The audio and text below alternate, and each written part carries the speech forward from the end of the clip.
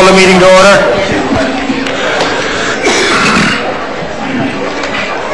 Monday, the 17th of April, 2006. The invocation this evening will be provided by Pastor Bill Long of the South Bay Baptist Church, followed by the Pledge of Allegiance, the Police Explorers, and Councilman Norman Hodge. Would you all please stand? Let's go to our Heavenly Father in a word of prayer and ask His blessing upon your meeting here tonight. Our Father and our God, we want to first thank you for the greatest event that has happened in the history of mankind. So we celebrated the resurrection of your Son, the Lord Jesus Christ. Our Lord, our Savior, we thank you for the eternal life that is provided to us through Him and faith in His precious blood. Father, we thank you for every individual that's here tonight representing the interest and the concerns of our city government, its growth and its development. Thanking you, Father, for those also that are here to express appreciation and recognition to those that have done extra duties and responsibilities, those that have done special services. Father, only in the United States of America do we have this privilege, this kind of freedom whereby we can have town meetings and city hall and the like. So we pray, Lord, your blessing. We pray that we would follow your perfect will, that you'd work within the hearts of our city officials and those that bring their issues before the bench today. We pray that you just listen and ask your blessing upon it. In Jesus' wonderful and precious name we pray. Amen. Amen.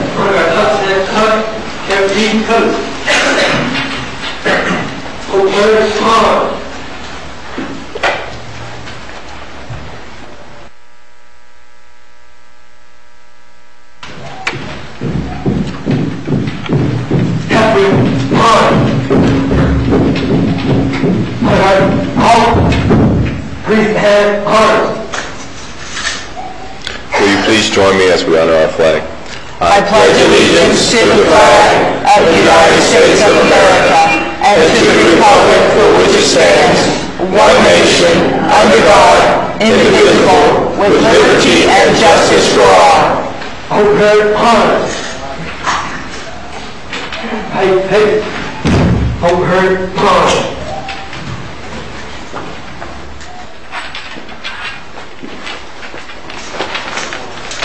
You may be seated. If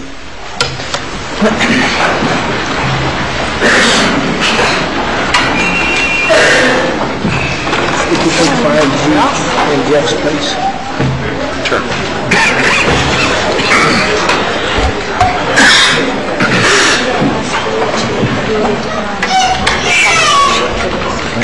Thank you, Pastor Long, for coming out this evening. And thank you, Councilman Norman Hodge. Roll call, Madam Clerk. Mayor Warren? Here. Vice Mayor Losner? Here. Councilwoman Bell? Here. Councilwoman Garner? Here. Councilman Hodge? Here. Councilman Porter? Councilwoman Waldman? Here. Any additions, deletions, or deferrals? Mr. Mayor, I'd like to take this opportunity to request an executive session in the lawsuit, the Redlands Company Incorporated versus City of Homestead, be scheduled at the convenience of the council by the clerk. Mr. Mayor, council members, we ask to defer 7A and 8B7. And 8B7 we will take it to account for May 9th and we'll bring it back to council for May 15th. You said 7A? 7A. Okay. And 8B7. 8B7. Bottom page 5.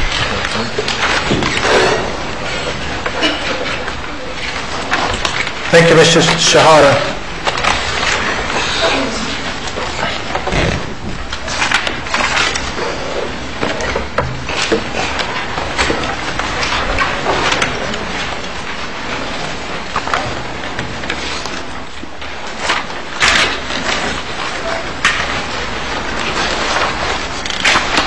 You don't have the consent agenda? Okay. That's on the back. First page. Is there a motion for the consent agenda? Offer motion, Mayor. Moved by Councilman Hodge. Is there a second? Second. Second by Councilwoman Bell. Any question on the consent agenda? If not, all in favor say aye. Aye. Opposed?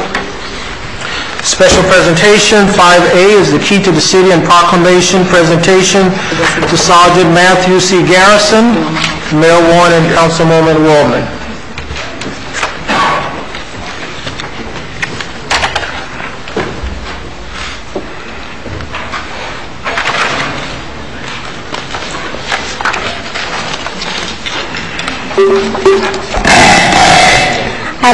I'd like to ask Sergeant Matthew Clyde Garrison and all family, his mom and dad, former police officer Steve Garrison, Susie, his lovely wife Becky, and any other family members that would like to come forward. It's hard for me to call him Sergeant Garrison. Come on up here with me, sweetie. And we have a baby somewhere too. We need to bring up here for pictures. So, hi. Are you okay? This is my other son here. He's so dear to me. I've known him since he was a little boy. I'm so proud of him, and I promise no tears. I'm going to get through this. He's just a wonderful, wonderful, wonderful young man. Here comes Auntie Chinny and everybody. Hey, Bree. Sergeant Matthew C. Garrison grew up in Homestead and joined the United States Army on March 3, 2003. His proud parents are Stephen and Susie Garrison, and his siblings are Donovan, Stephen, and Stephanie. He is married to his loving wife, Rebecca Castro, and they have one son, Matthew Garrison, Jr., better known to us as CJ, and he was born on February 22nd.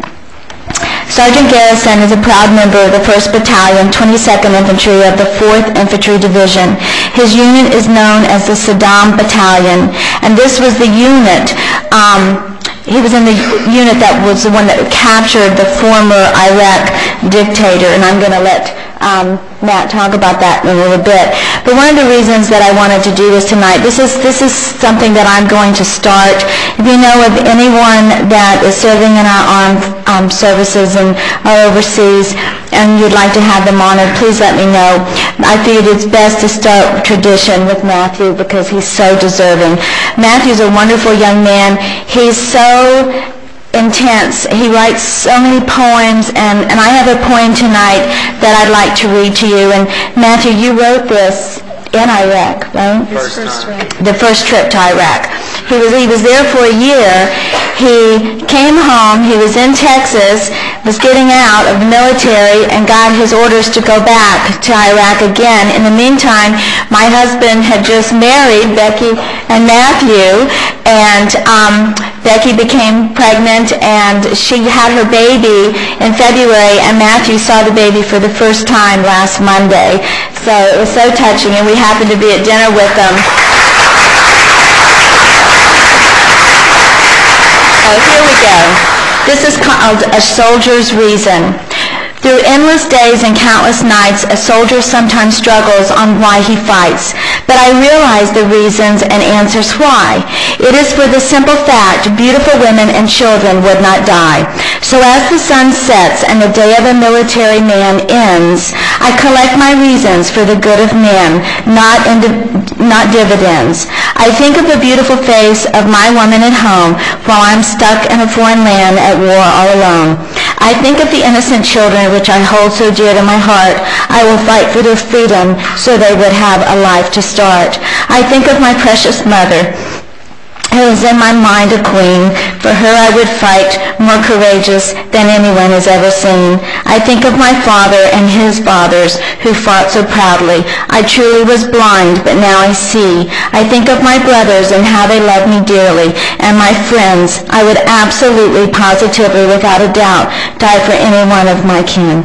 So God bless the American way of life and traditions, and this soldier will go on carrying out his mission. And that's by Matthew. Mayor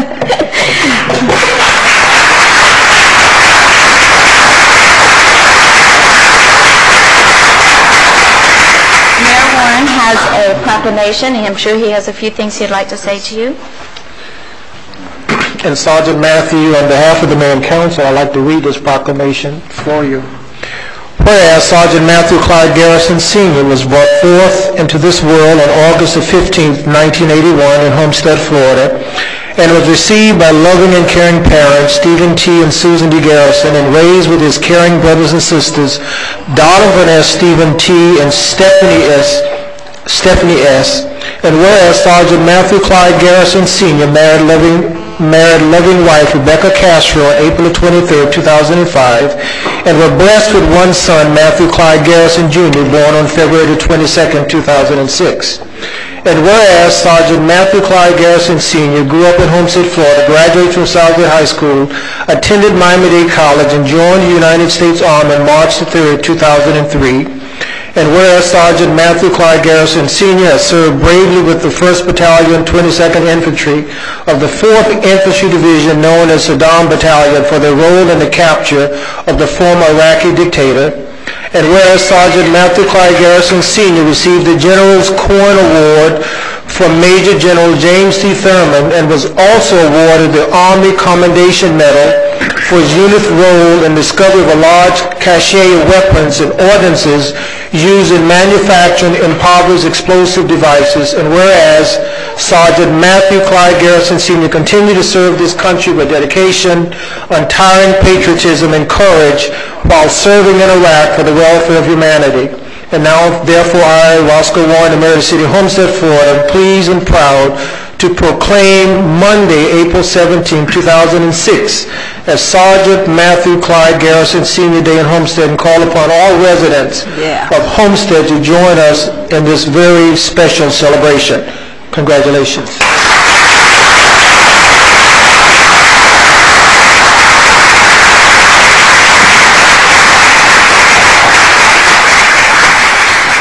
What an honor. I don't have too much to say, and that's unusual for me, but I do want to say I do thank God for getting me here safe. There's no such thing as an atheist in a foxhole. But my beautiful wife, she stuck through this second deployment with me, which I know that's got to be kind of hard on her and my son to be alone. Well, they're not alone, but I had a guy ask me why I do some stuff I do out there, and you know, I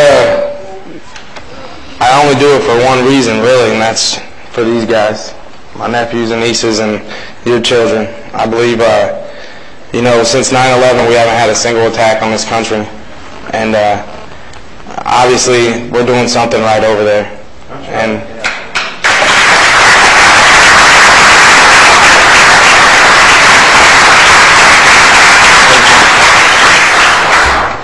And I'd like to thank my parents for raising a good son. I know they didn't feel that my whole life, but I think my guys deserve this award just as me too, because they fight with me every day, and I feel bad that I'm not with them right now. I'd do anything for them guys. But thank you for this award. I appreciate it. We're not done yet. I don't give these out very often. I think I've given one out in the last 5 years. And this is a key to the city, Matt. Thank you. And this says, for your dedicated services, untiring patriotism, and courage while serving in Iraq for the welfare of humanity. Now, Matthew leaves. When do you leave to go back again? Next Wednesday. Next Wednesday, and he won't be home again until Christmas. So he'll be there, and he's in a very, very, very dangerous part of Iraq. I mean, just the day before he left, one of his men was killed in front of him.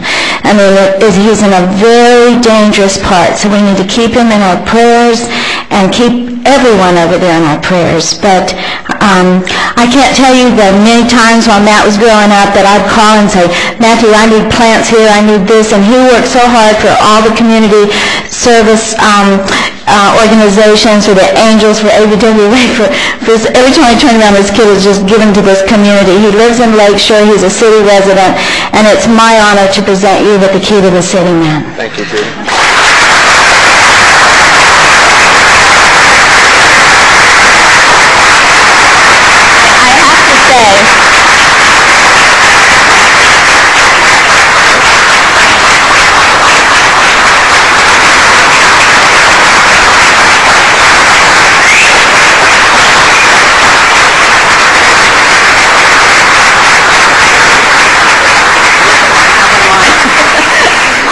have to say that Thank you. No, I have to say that when he first left, the first time for Iraq, I gave him a little angel. It's a little angel, a pewter angel that he kept in his pocket. And every time that I hear from him or we talk, I always say, "You got your angel close to your heart?" And he says, "I do." But I want to invite his parents to come up real quick. And this is a special time. Steve. Oh, thank you very much. I'm a very proud father. Thank you. Thank you.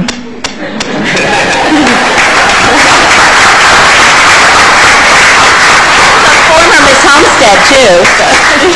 Thank you for all your support, and if you could just keep our family in your prayers. Thank you. We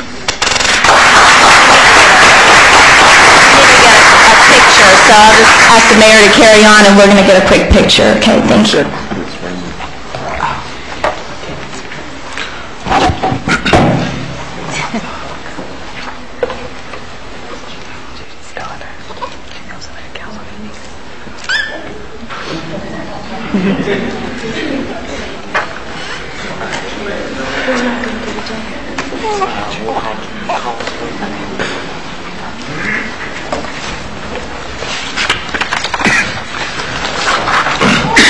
I didn't see our good friend Evelyn Greer in the audience until I was at the podium, but I want to thank you for coming, and you can come forth at this time and say a few words.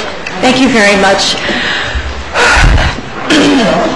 I think we all need to take a deep breath after that presentation.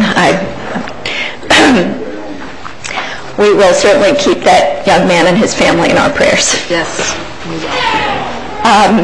It's my pleasure to be here to address one of my favorite city councils and, of course, residents of the city. I'm Evelyn Greer. I'm your school board representative. As I like to say, I go from Dadeland to the Falls to the outlet malls. So I represent you all the way from Pinecrest down to Florida City, and it has been a very active and very productive first year, I think first year and a half of this new, what I consider to be this really new school board. When I was campaigning, the major issue on the campaign trail, well, there are two major issues on the campaign trail: overcrowding, especially in the deep South Dade schools, and quality of programs and quality of education in all of our schools. So I want to bring a report as to the first. In the first year of the new superintendent, which would have been July 04 to 05, after 3 years of essentially building no new schools and no new seats, the Dade County school system built and finished 18,000 new student stations. 40% of those new seats were in South Dade. The fact that I am an obnoxious broad and didn't leave the facilities department for an entire year had nothing to do with that. But I'm very happy to say that there are modulars and new schools going up all over South Dade. In particular, we had the pleasure of attending the groundbreaking of the brand new South Dade Senior High School, finally coming out of the ground. It will be done for January 08. I think we're still on schedule for that. State-of-the-art, brand new $90 million senior high school, which will serve all of the South Dade community, of course in conjunction with Homestead and with the new high school that we're planning at the Air Force Base. That new school, revitalized Homestead, and the new high school at the Air Base should contain the growth that we see on the horizon, not just the growth that's coming out of the ground, because we're not building schools like that anymore. We are actually looking at what is planned and what is in the pipeline so that we are ahead of the development curve, especially in places like South Dade. We are, of course, building a new middle school out at the UDB boundary at 197th Avenue. That school broke ground last summer. It will be ready, we hope, for this coming school year, if not for mid-year, and that will pick up and relieve Redland Middle and a number of our middle schools. We have 3 K through 8s planned. They are going to bid this school board meeting, which is tomorrow, one at Mandarin Lakes, one at Palm Glade, and of course we are waiting for the K through 8 to come out in Keysgate to pick up the increased development from that community. So I think on the construction front this year, 05-06, the school board will finish, I don't mean start, but finish 20,000 new seats. We will have built 38,000 new student stations in 2 years in the forms both of new schools and modulars. Again, the largest group of those schools will be built, of those new seats will be built in South Dade to relieve our overcrowded schools. So I think we're pretty good on the construction front. We have a 5-year capital plan. That plan is churned through like a hot knife through butter. We allocated $500 million in construction projects last year. We're on road to do $600 million this year. The real next issue that we all have to face, especially in South Dade, that is so far from downtown and so out of sight, out of mind, is the quality of school programs once we have those buildings. It's great to have new buildings, but we have to have better quality programs in those buildings. And the next hurdle for all of us is the quality of education going on in those schools. And I have brought with me today, and I want to use this appearance as a time to initiate something that the school board has done now with Dade County, with the City of Miami, and with Coral Gables. We have entered into a series of compacts. A compact is essentially an agreement between the school board and the municipality or the county, which is a set of mutual pledges, mutual representations. We represent that we will achieve certain benchmarks in the schools in that jurisdiction, and the jurisdiction in turn promises to cooperate with us in ways that are meaningful to us to enhance the quality of education. And I particularly want to read the language that we put in the agreement with the City of Miami, because I'm right in there now for a compact Homestead, Florida City, the school board. And the pledge is really as follows. Our goal is to guarantee that every Miami, substitute Homestead, high school graduate is fully prepared to enter college or a career. Our belief is that in doing so, every citizen of Homestead would reap the benefits. Among others, our pledge is that by school opening 2008, no Homestead school would have a grade lower than a B. This is the pledge that the school board gave to the City of Miami, and they are moving mountains to meet that pledge. And I think that we need to be in here on this pledge. We have good hopes for Homestead this year. We think the Homestead Senior High School situation has settled down. There will be no changes. No changes in the administration at Homestead Senior High School. I have the official authority to pass that word on to you, received this afternoon in response to your inquiry. But I want to give people the background to this, because I know rumors go around and they gain a life of their own and they need to be responded to. The state of Florida believes that if a high school receives 2 bad grades in a row, that a plan has to be undertaken by the school board, which we certainly agree with. They have been making some noises that that plan should include a change in administration. We do not agree with that. We feel comfortable that the new administration has settled in and learned the ropes. We do not feel that a change of administration will be positive for Homestead. Too much turmoil, too much learning curve, too much getting to know the community. There's been a lot of resources focused on Homestead Senior High School this year and will continue to be, and there will be no change in that administration. So that's where the rumor came from, and now you have the official response.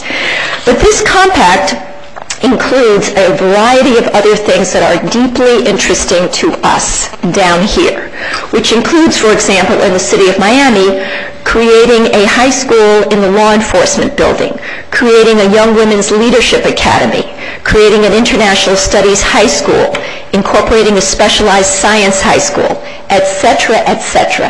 This is a curriculum-driven educational quality agreement negotiated to fit the specific needs of each community, and it's different in each community.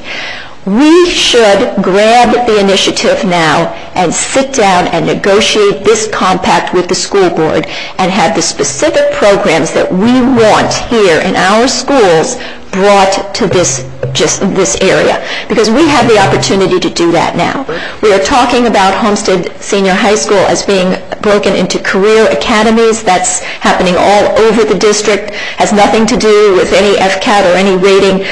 To have kids who come into the high school start thinking about their careers from the moment they finish the 8th grade. Select a major. I think you might have heard that kind of talk. Select a career academy. Start to think that I am in high school because I want to be a fill in the blank, not I'm in high school and I don't know why. So those are the kind of things that we're starting to think to roll out. In conjunction with that, to roll out a internship requirement for all high school students to get children out of their neighborhoods into the bigger world early in their career, to have them understand how to dress for work, talk at work, show up on time, be responsible, and have others rely upon them. That will require great input from this business community here, which is why I would like to get Homestead, Florida City in the next compact that the school board ratifies. There are a lot of other very important and exciting things going on, from academies to better quality to a curriculum to high school reform. I can talk for a very long time about those kinds of things, but I think I would prefer to say, if you have questions, you all know where to reach me. I've spoken individually, I think, to every one of you at different points and times about issues. I think everybody in the community knows how to send me email. I always answer my own email. I don't have any staff do that. So if there are issues, if there are questions, you let me know. But I think that what we're looking at toward the end of this year, beginning of next year, is another town hall meeting at Homestead Senior High School to sort of sum up the year. Where have we been? Where are we? And where are we going? And the superintendent has committed to come for that at a time to be established, and we'll have a good airing about Homestead Senior High School. But as far as other schools, I think we're cooking on all burners as far as educational development in this area. So I'm happy to take questions, or happy to conclude my report. Well, you answered my question about any administrative changes there, because we got calls, and they put an awful amount of work into trying to make a difference this year. And you know the history of Homestead Senior High School. In the last 6 years, we've had 5 changes there. Yeah, right. So we didn't want to see another change so quickly. So we think the co-principalship is doing very well, and we're expecting a good grade on the FCAT, and so we think we're moving in the right direction. Good. Well, I've got that personal pledge. There'll be no changes. Good. Mayor? Good. Great. Thank you. And I also have been getting a lot of good feedback on the whole atmosphere at Homestead Senior High, and so that's why I'm very pleased that there's no changes going on as well. There is a different atmosphere. A couple of kids have said that they feel safer, that they feel better over there, and that's good. That's very, very positive. If kids feel safe and they feel comfortable in the schools that they're in, of course it's going to be facilitate better learning. So I'm looking forward to good things. And when we attended, the mayor and I attended the Black History Month luncheon over at Homestead Senior, as well as the town hall meeting that they had last year. It's very, very good, very well done. So we're looking towards good things over at Homestead Senior. Well, that's great. I mean, I keep my ear to the ground, but it's always good to hear more feedback. You know, it's going to be 3 steps forward, 1 step back, but as long as we're moving forward, I think that's what's going to make the difference there. I also have high hopes for this year. And you and I will put our heads together on a compact. Let's be sure. I'm ready, willing, and able, but this is a very specifically tailored kind of agreement, and we need to get in on the ground on that agreement. Thank you all very much. That's Linda's new assignment. Okay. Another one. Thank you all. Happy holidays. Evelyn, I just want to say, what a difference since you've taken over. What a difference, and you just deserve so much credit, and you don't give yourself credit. Let me tell you something. This woman has made a huge difference in this district, and I just wanted to say that. Thank you very much. It's been a wild ride, but very satisfying. Thanks. What is that pushy, broad comment? I like that one. And thanks for the update report, and we look forward to your visit in the very near future. Thank you. And another good friend is in the audience, Dr. Jean Jacobs, president of Miami-Dade College, Homestead campus, and she finally made it. Come forward.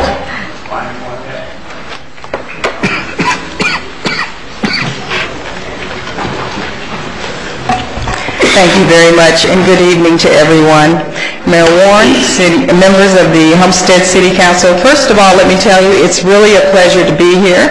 It's a pleasure to be the new president of the Homestead campus, Miami-Dade College. I've been here for 5 months, and I'm looking forward to a long tenure in serving this community. But I'm actually very pleased to be here this evening to talk to you about a very important initiative in reference to the college. And Dr. Eduardo Padron, our president, sends his regards. Actually, he's out meeting with a number of state legislatures at this time. But tonight, we are here to ask for your support of a local referendum campaign for Miami-Dade College. We're seeking support for legislation at the state level that will allow Miami-Dade College to have a temporary appropriation of a ½ penny increase in sales tax that will certainly supplement our state funding and support. Now, you might ask why. Well, let me just share a few things with you about Miami-Dade College. Many of you may know that Miami-Dade College has 8 campuses. We currently have an annual enrollment of 163,000 students. We touch many, many lives every day.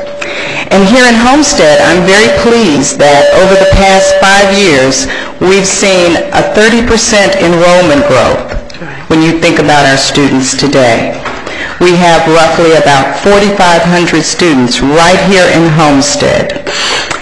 And this year, interestingly, we enrolled our 1.5 millionth student at Miami-Dade College. The one thing I know about this college since I've been here is that we provide students every day with wonderful opportunities. And at the college, we say that opportunity changes everything. So what we would like to do is look at the possibility of going for funding so we can continue to provide an affordable education and access to that education for many of our students right here in Homestead, so that we can expand and increase the number of programs that we currently provide, so that we can continue to meet the critical needs within the communities in which we serve. And that's very important to us because, as many of you may know, in terms of state funding, we've not received the fair share of state funding that we've needed in the past to support many things that we've done, but we've been very efficient in what we've had. So it's important for us now to ask for support for a referendum that will allow us to do many, many things that we've done for the past 16 years in this Homestead community. And with your support of this referendum, we can continue to fulfill the promise of opportunity. So we ask for your consideration, and I'd be happy to answer any questions that the council members may have. Councilwoman Bell and I had an opportunity to be a part of a presentation by Dr. Padron a couple of weeks ago. And there's a resolution somewhere, Councilwoman Bell, that you may want to introduce, that as we sat there and looked at the needs of the community college and the proposal and the effort it's going to take to get this thing passed, I concluded, and I shared with Councilwoman Bell, that as the chair of the Education Committee, that this may be a very fine opportunity for the leaders in our community, and as the chair, to share this with the different groups, homeowners associations, to get the involvement and get the interest in assisting Miami-Dade College and to have sales tax increase for 5 years. I think it maxed out in 5 years. Yes. Sunset in 5 years. It will sunset in 5 years. Mayor. Councilman Bell. Thank you. Yes, Mayor Warren and I attended a very, very informative breakfast meeting, very early informative breakfast meeting at 7 a.m. at Miami-Dade campus, and Dr. Padron as well as Dr. Jacobs explained to us the sales tax, the half a cent, and the purpose for this.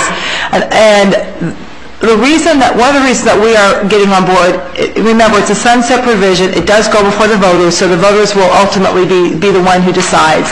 But the fact that you would be amazed at how Miami-Dade College is so underfunded when you compare them with the colleges throughout the state, especially with other four-year universities. We are so grossly underfunded in South Dade that we have to somehow continue to serve our students and serve our residents in South Dade. And so a half a penny sales tax seems like a small price to pay, especially because it does have a sunset provision of 5 years. There's a specific amount. We're looking for some specific projects, and we really do want to continue to serve the citizens of Dade County. And I think it's a project that is worth getting behind. The resolution for all of council members is tab 12, if you would like to take a look at it. And Mayor, I would like to bring this resolution forward at this time so we can go ahead and take a vote in the presence of Dr. Jacobs. Any objections? Well, let's move it forward. Is there a motion for approval? I'll move that, Mayor. Moved by Councilwoman Bell, second by Councilwoman Roman. Any discussion? Would you like me to read it, Mayor? Sure, go ahead. A resolution of the City Council of the City of Homestead, Florida, urging the Miami-Dade County Legislative Delegation to seek passage of enabling legislation, and upon passage of this legislation, further urges the Miami-Dade County Commission to place a referendum on the ballot in fall 2006 for voter approval of a dedicated local option 0.5 percentage point increase in the state sales tax benefiting Miami-Dade College to sunset in 5 years. Any comments from any council member? If not, roll call, Madam Clerk. Councilwoman Baldwin? Yes. Councilwoman Bell? Yes. Councilwoman Garner? As an alumni? Yes. Councilman Hodge? Yes. Vice Mayor Losner? Yes. Mayor Warren? Yes. Motion carries. And Mayor, I'm also a graduate of Miami-Dade College Homestead campus. Fantastic. Thank you. Thank you so very much for your support. Thank you. Thank you. Thank you, Dr. Jacobs.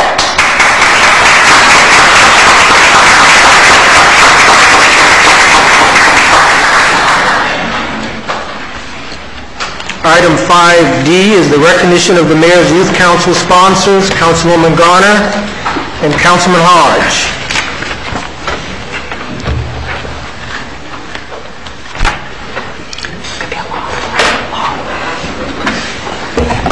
Can I get the members of the Mayor's Youth Council to come up here? Yeah. I'm a card. At the last council meeting, we recognized our sponsors, and unfortunately, our biggest sponsor, they gave us $6,000 towards our Washington trip, was not able to make it. So we had to bring them back tonight and just say thank you. I believe we have Nelson and Jeannie Graverin, Luis Rodriguez, and Amy Commission. If you guys can come up here and accept this.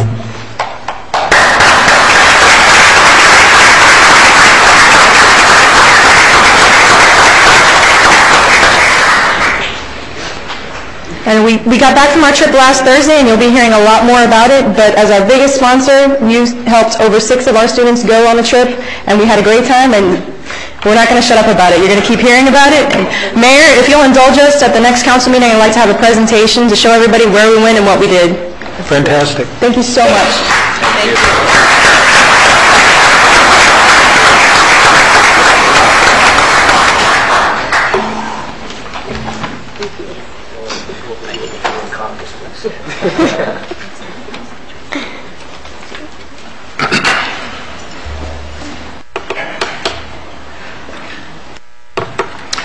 The next item is item 5E, the proclamation presentation to Ms. Mildred Harris of South Dade Library. Councilwoman Garner.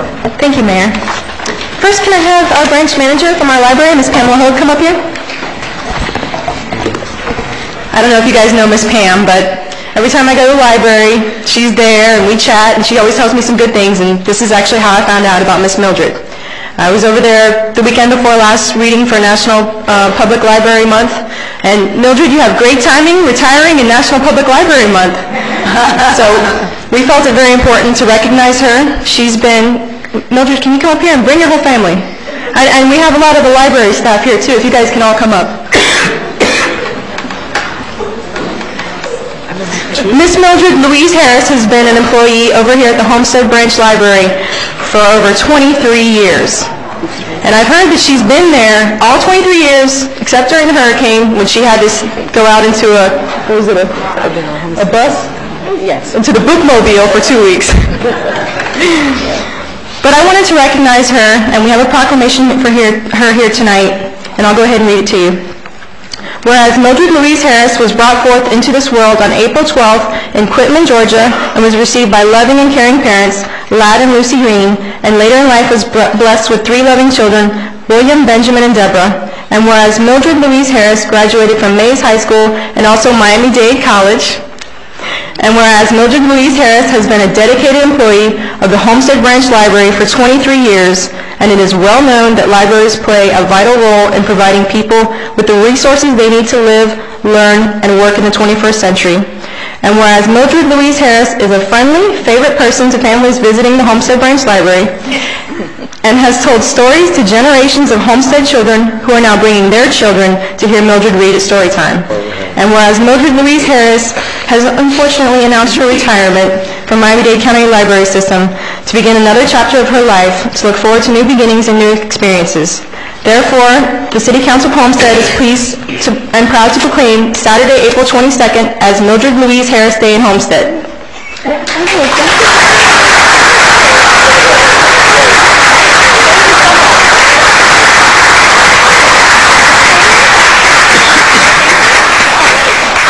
I can say that I really enjoyed working at the Homestead Branch Library, and I will miss the patrons that came into the library and also the staff.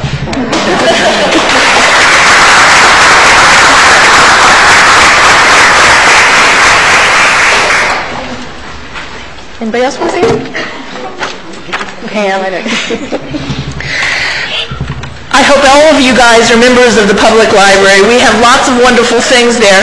The only thing we're going to be missing right now is Mildred Harris. We're going to miss her tremendously. She has been one of the member of our family at the library. As you see, my staff is here. We closed at 6 o'clock and we all waited so we could wish her well. So if you come to the library, she's still here this whole week. So please stop in and wish Mildred happiness in her retirement. Thank you.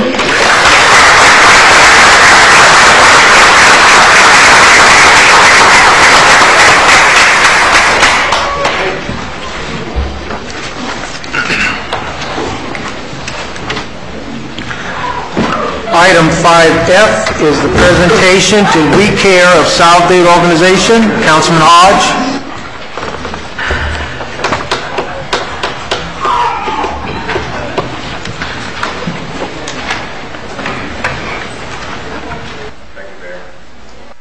Time is committee driver, please come forward. And anyone that's with you. I'm almost in tears here. Now, for real, my eyes are just watering. But I really enjoy this part of being on the city council, and that's the opportunity to give and to give back to the community. I enjoy giving away checks as long as they're not mine. And as soon as Mr. Shiver give me a checkbook, I give every one of you a check.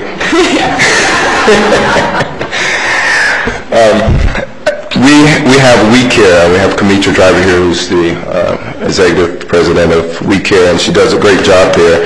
And for the last 3 years, the City of Homestead have given a donation of $20,000 to We Care to contribute to the HELP program.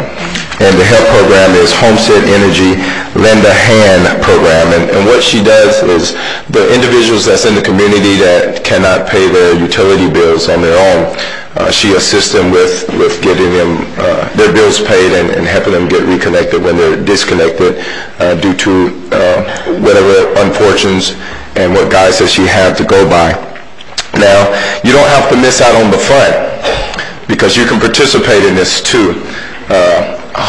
City of Homestead have an opportunity where you can, donate $1, $5, $10, etc. on your utility bill once a month, and it will automatically go in a separate account, and we donate this money once a quarter. So to all of us who are fortunate enough to be able to make those contributions, we please ask that you contribute at this time. And with that said, I'll present you $20,000. Thank you.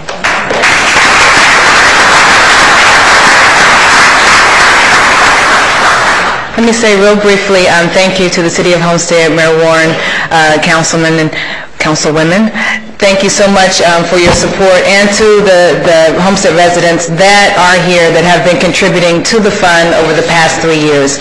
It was 3 years ago that we had a meeting on one Thursday morning, and we had residents come in and providers come into our office saying, we cannot afford to pay our utility bills, and the providers were saying, we have a lot of people coming in that are facing disconnection, and we don't know what to do with them. So we came to the city and invited them to a rather intense meeting and expressed the concerns to them, and they responded very graciously. And they told us, we can't lower our rate, but we will do what we can to help the residents of Homestead. And so they have dedicated $20,000, as Councilman Hodge stated, towards the help fund for the past. This is our 3rd year, and we're so excited and very pleased to be a partner with the City of Homestead, and we thank you so much for your support and your continued generosity.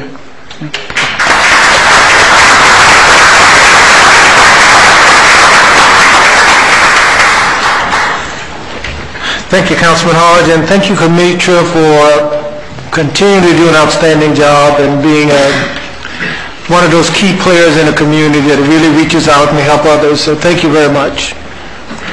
We hope to give more, and are trying to convince the Vice Mayor to increase that $20,000. All right, Office of the Month for February 2006, Detective Connie Smith. I'm asking the Vice Mayor to make the presentation. Vice Mayor.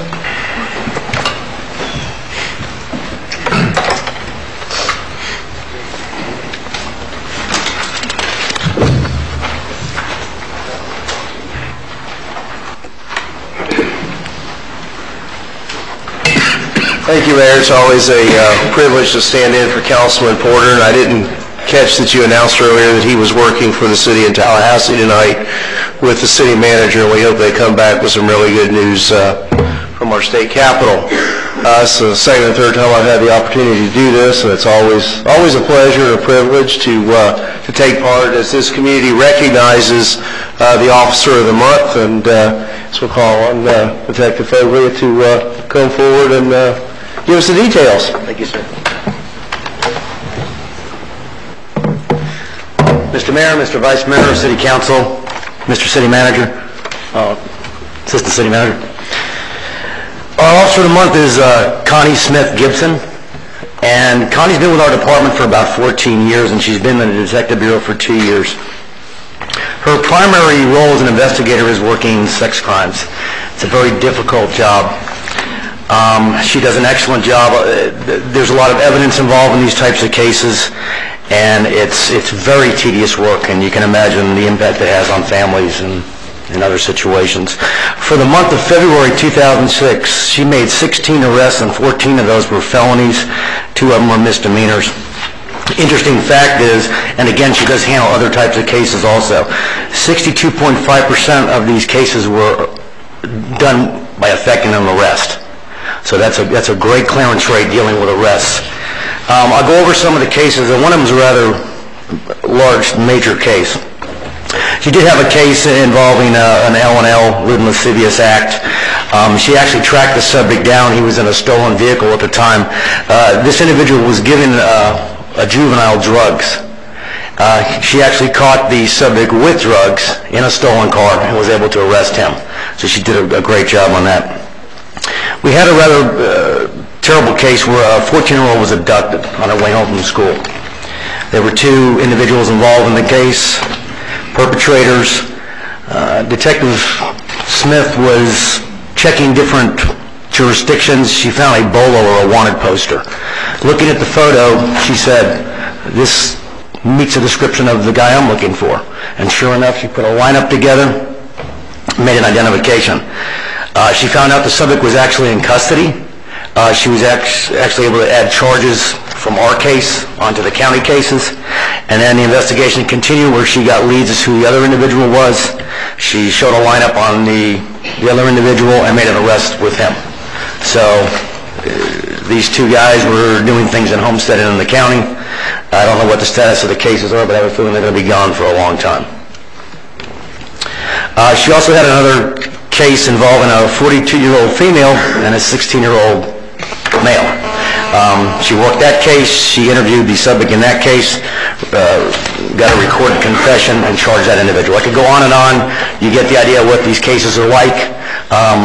They're very difficult cases to work, but I'll tell you, I know Chief Alro appreciates the job that Connie does, and she just is always out there protecting the citizens, I'm telling you. And she's a great investigator, so it's a great pleasure. She receives the Officer of the Month for February 2006. Mr. Vice Mayor.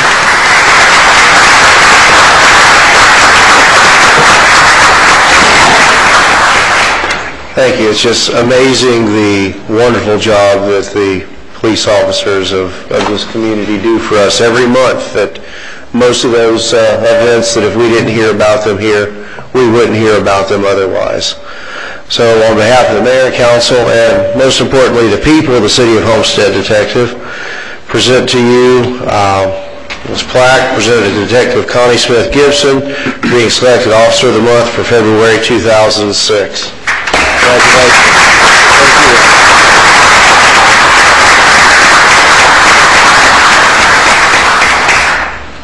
I just would like to thank Chief Rowe, Captain Foglia, and the citizens of Homestead. Without your help, it wouldn't be possible. And I will continue to I hope you continue to support me, and I will continue to do my job to the best of my ability. Thank you very much.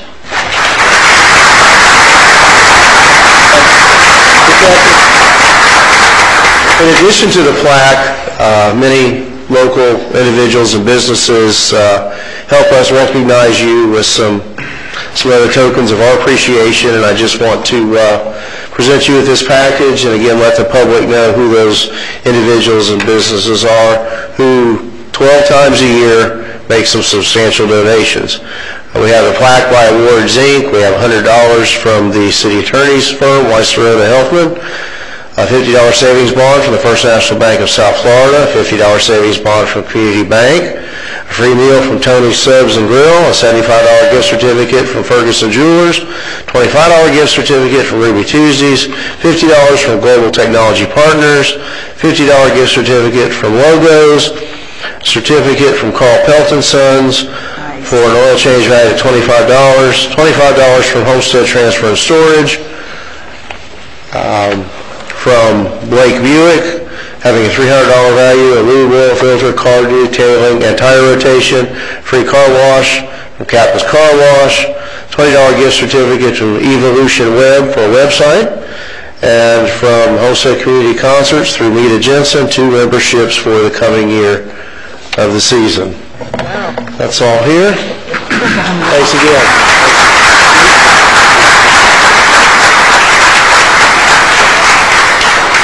And thanks again. Thank you. Thank you. Appreciate it. Thank you, Mr. Vice Mayor. And congratulations, Ms. Smith. Presentation 5H is a presentation of Safety Award winners for March 2006. Councilwoman Wallman, Patrick Zaro from PWNS, Dwayne McKnight, and Scott Zack.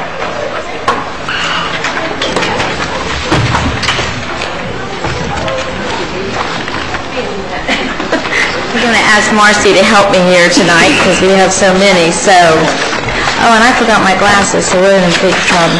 Okay, you're going to have to help me with the pronunciations. Okay, this is Jesus Mora. Jesus Mora, Kenneth King, Patrick Jara. Is that right?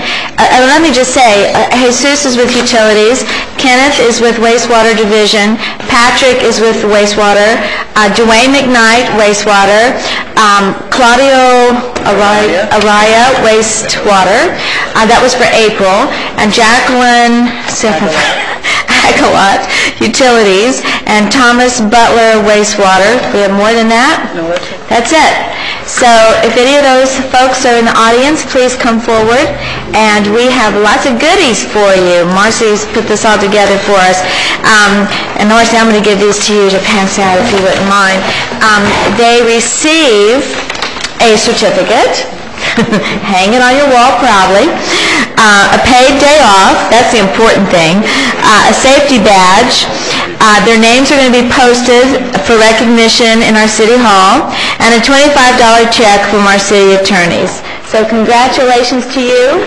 We appreciate your good work on the job and no safety issues. We appreciate that. Thank you so much.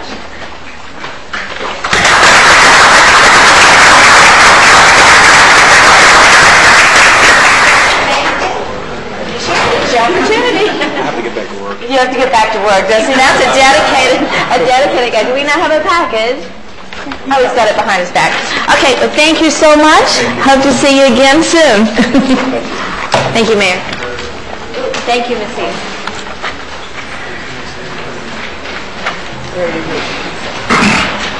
In our final special presentation, we have the distinct honor of having Ms. Barbara Hank and Mr. Bob Jensen to talk to us briefly about Kids Hope United.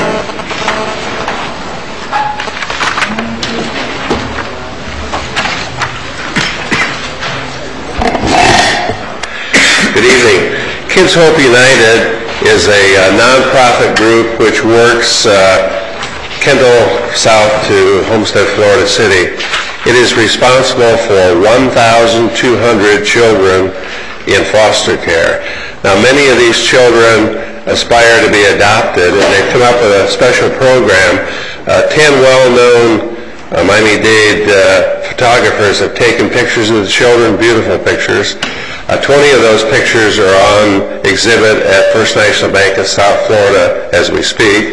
After 2 weeks, they'll come to City Hall and will be displayed here, and hopefully folks will see them on television. And again, the goal is to identify prospective adoptive and foster parents.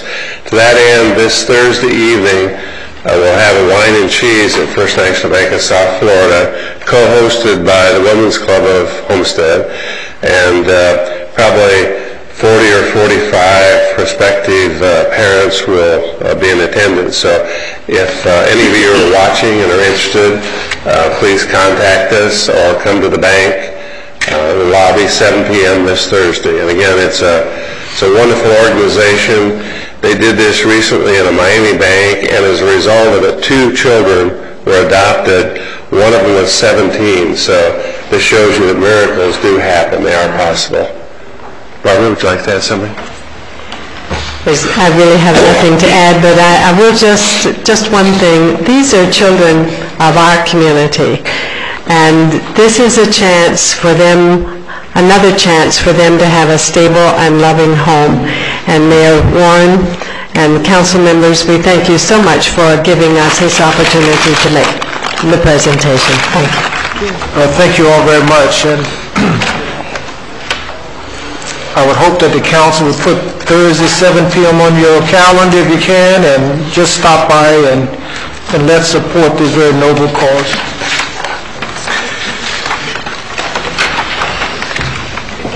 All right, Mr. City Attorney, public hearings, ordinance, land use items, etc. Yes, Mr. Mayor. Please be advised that the following items on the agenda are quasi-judicial in nature. If you wish to comment on any of these items, please indicate the item number you'd like to address when the announcement regarding the quasi-judicial item is made. An opportunity for persons to speak on each item will be made available after the applicant and staff have made their presentations on each item. All testimony, including public testimony and evidence, will be made under oath or affirmation. Additionally, each person who gives testimony may be subject to cross-examination. If you do not wish to either be cross-examined or sworn, your testimony will be given its due weight. The general public will not be permitted to cross-examine witnesses, but the public may request the council to ask questions of staff or witnesses on their behalf. The full agenda packet on each item is hereby entered into the record. Persons representing organizations must present evidence of their authority to speak for the organization. Further details of the quasi-judicial procedures may be obtained from the clerk. In accordance with Code Section 2591, any lobbyist must register before addressing the council on any of the following items. At this time, council members must disclose any ex parte communication concerning any items on the agenda. At this time, the clerk will swear in any persons who wish to testify on any quasi-judicial item. Please stand and raise your right hand. I state your name. Hereby swear or affirm that the information I present shall be the truth and nothing but the truth. So help me God. Thank you. Item 7A has been deferred. James? Yes, moving on to item 7B, tab 9. This is the second reading of an ordinance of the City of Homestead, Florida, granting the request of Maria A. Martin Hidalgo for a rezoning from G General Use District to R2 1 and 2 Family District for property located at 920 Northeast 14th Avenue as legally described in Exhibit A and providing for an effective date. This is second reading. Is there a motion for second and final reading? So moved, Mayor. Second. Moved by Councilwoman Garner, second by Councilwoman Wallman. Any initial comments from council? Any initial comments? If not, I'll open up the public hearing. Any comments from the audience? Any comments from the audience? This comes with a 4-0 recommendation from the Planning and Zoning Board. No comments from the audience. I'll close the public hearing. Any final comments from council? Roll call, Madam Clerk. Councilman Hodge? Yes. Vice Mayor Losner? Yes. Councilwoman Waldman? Yes. Councilwoman Bell? Yes. Councilwoman Garner? Yes. Mayor Warren? Yes. Motion carries. Item C is the first reading of an ordinance of the City of Homestead, Florida, granting the request of Coop LLC for a rezoning from AU Agricultural District to B2 Retail Commercial District.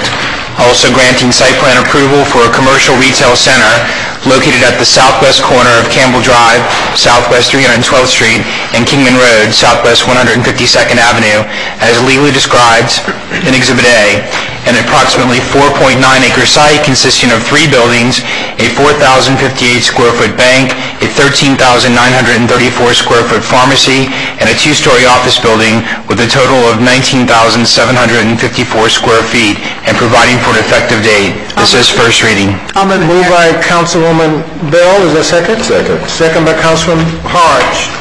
Any comments from council? Just one. Ms. Wallman? I just want to make sure that that we do have adequate traffic studies.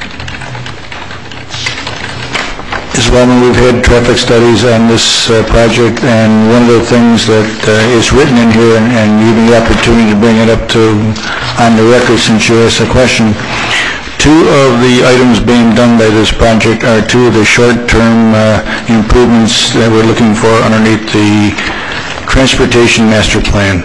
So there'll be a turnoff on Campbell Drive onto 152, and also a turn from 152 onto Campbell Drive. Both those will help improve traffic. Okay. And the reason I refer to that again is on a letter written on September 13th, 2005 that said a traffic impact was prepared by transport analysis professionals. And I think a lot has changed since September of 2005. That's almost a year ago, so I just want to make sure we have an update on that.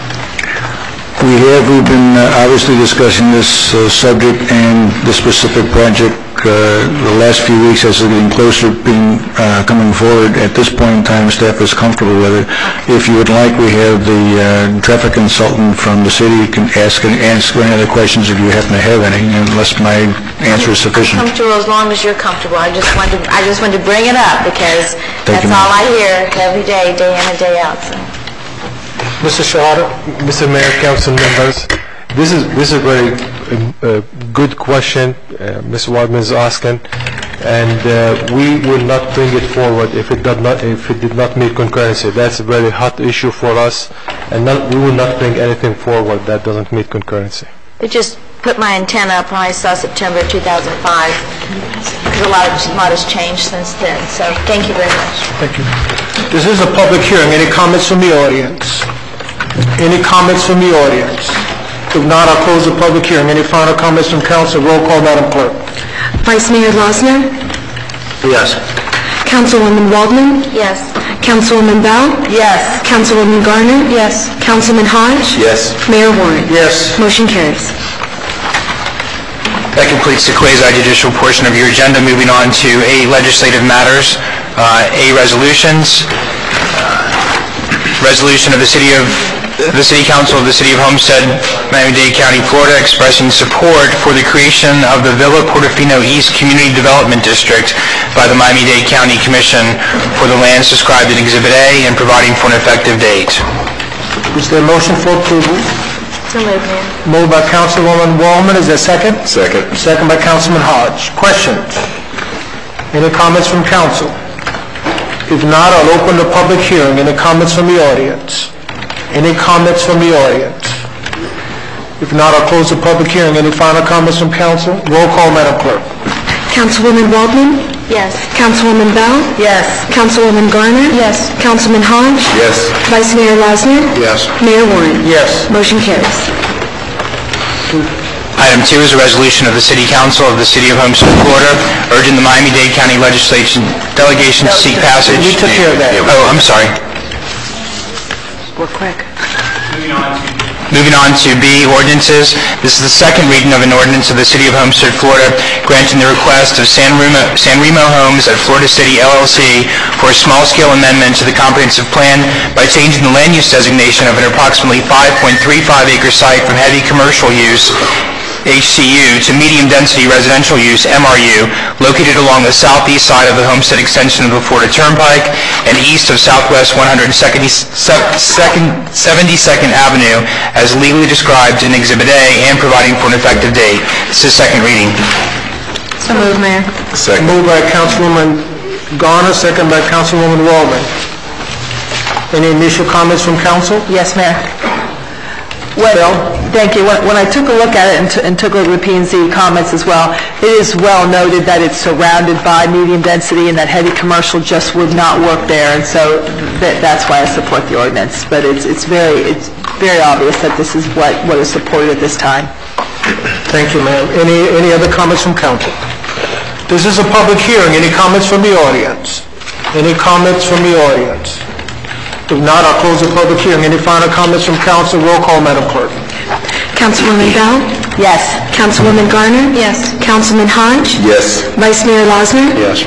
Councilwoman Waldman? Yes. Mayor Warren? Yes. Motion carries. Next item is an ordinance of the City of Homestead, Florida, amending the city code by amending Chapter 21 Personnel, by amending Division 2 Standards of Conduct, by amending Section 2139 Nepotism, to revise and conform Section 2139 to the provisions of state law as set forth in Section 112.3135 Florida statutes, providing for severability, inclusion of the code, and an effective date. This is a second reading and public hearing.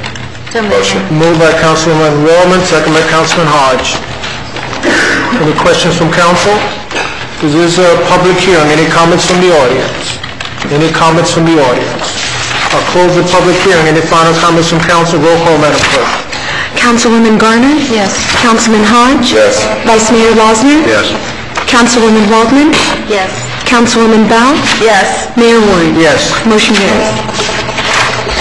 The next item is a first reading of an ordinance of the City of Homestead, Florida, granting the request of Rose West Developers Corporation for a small-scale amendment to the comprehensive plan by changing the land use designation of an approximately 10-acre site from low-density residential use, LRU, to medium-density residential use, MRU, located north of Southwest 328th Street, North Canal Drive, west of Southwest 162nd Avenue, and southeast of the Florida Turnpike, as legally described in Exhibit A and providing for an effective date. This is first reading.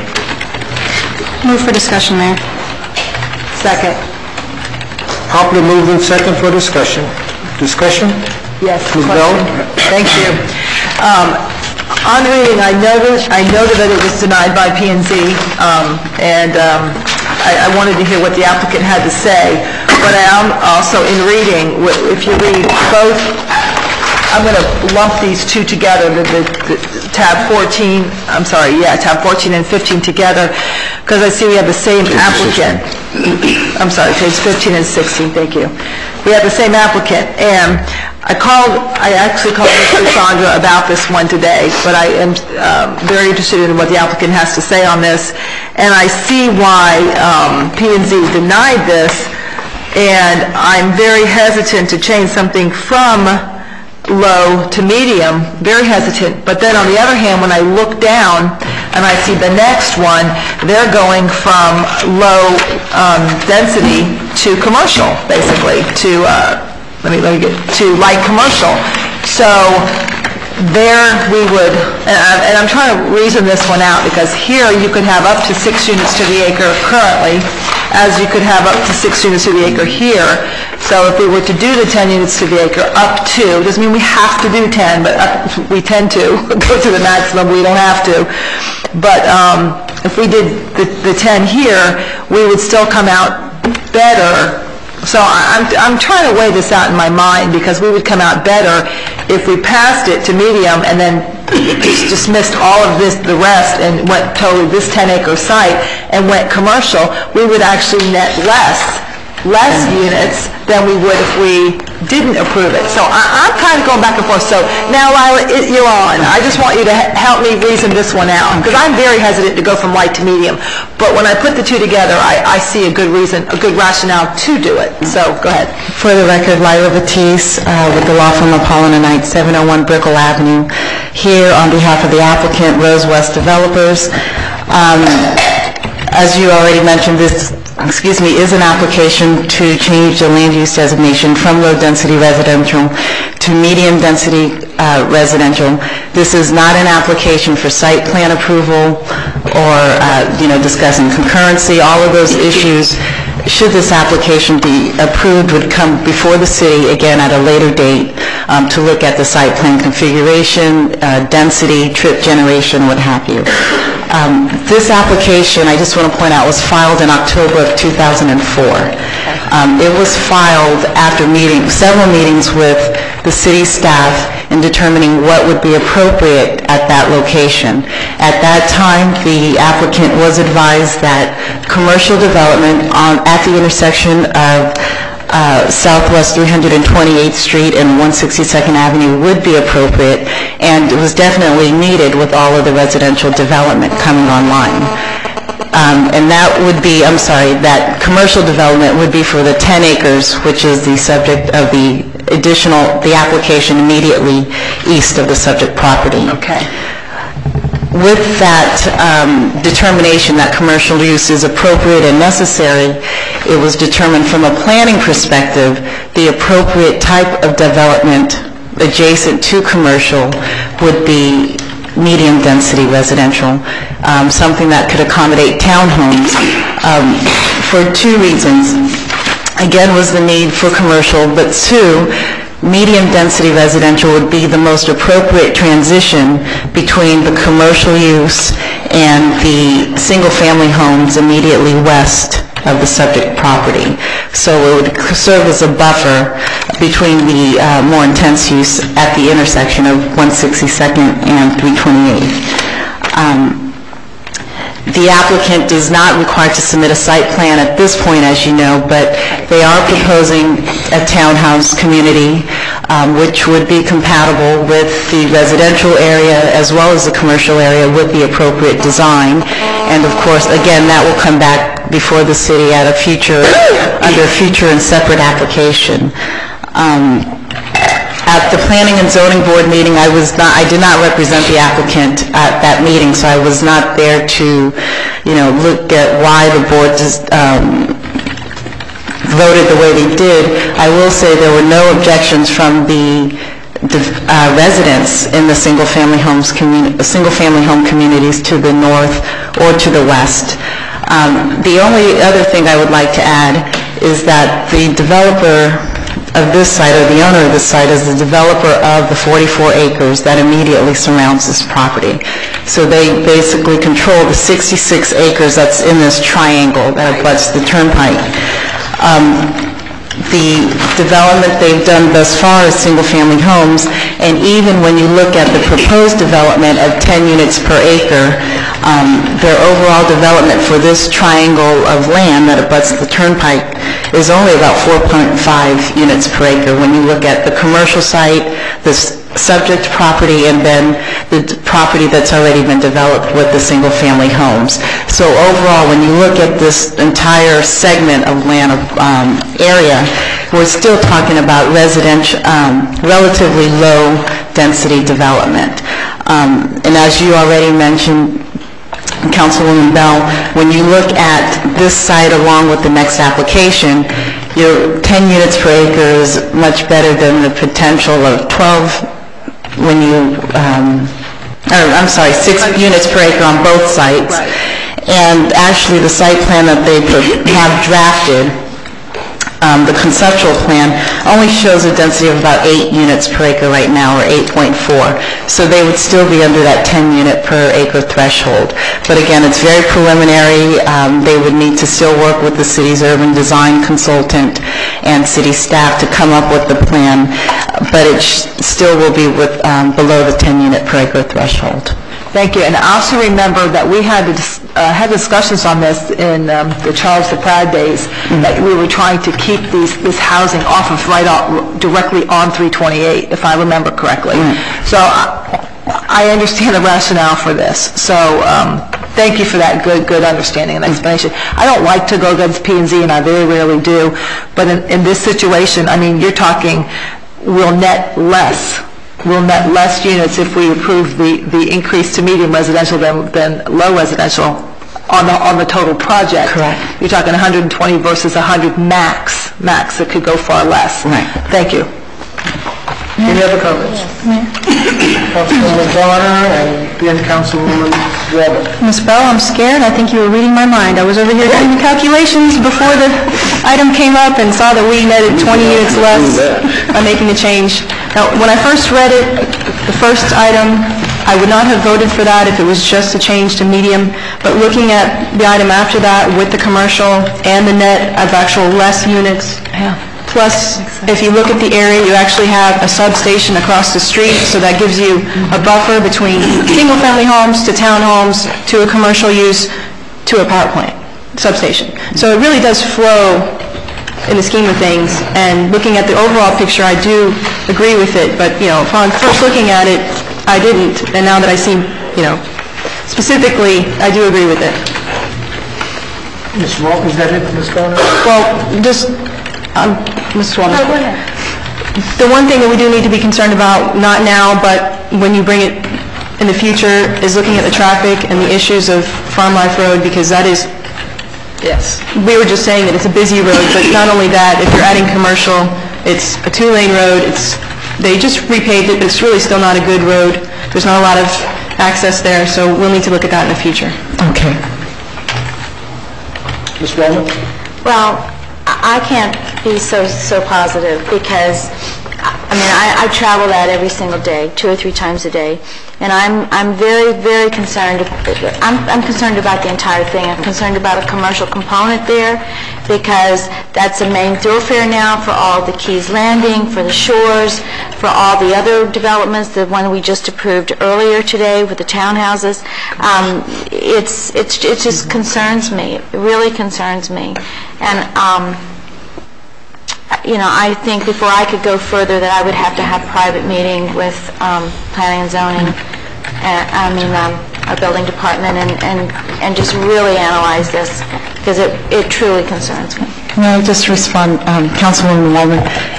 It is a major intersection, and from a planning standpoint, that's where you would want to have your commercial uses as opposed to a single-family home. With our infrastructure, it's difficult. It's difficult. Sometimes it takes me 2 traffic lights just to get through where I'm on Farm Life to get across North Canal. And that's without anything. That's without developing that corner yet. And we said that we may start, holding back until we're sure whether or not we're going to have the infrastructure that we need. Well, excuse me, I'm going to interrupt you, but I know there's been a delay on the construction for North Canal Drive, and that was that 4-laning was supposed to have started a long time ago, and it hasn't. So do we know when that's going to start, or? That particular location will come in phase 2, and phase 2 is funded but will be constructed within 3 years. In 3 years. In 3. All right, thank you. And if I just may add, one of the things development can do is serve as an impetus to put in the infrastructure, whether it's, the right-of-way dedications that are necessary to support the proposed development. I know Mr. Shahada just said it would be 3 years. Well, we are still far away from getting our site plan approvals, building permits, so some of that infrastructure will be in. And then, of course, the applicant would be required to install certain roadway improvements and other infrastructure to support the proposed development. Any other comments from council? Well, this is a public hearing. Any comments from the audience? To come up and give us your name and address for the record. Yeah, Reverend Wilfredo Rivera. I have mentioned this issue before, and I'm speaking here as a concerned citizen today. Because, again, we need to be a little careful with the traffic issues on this city.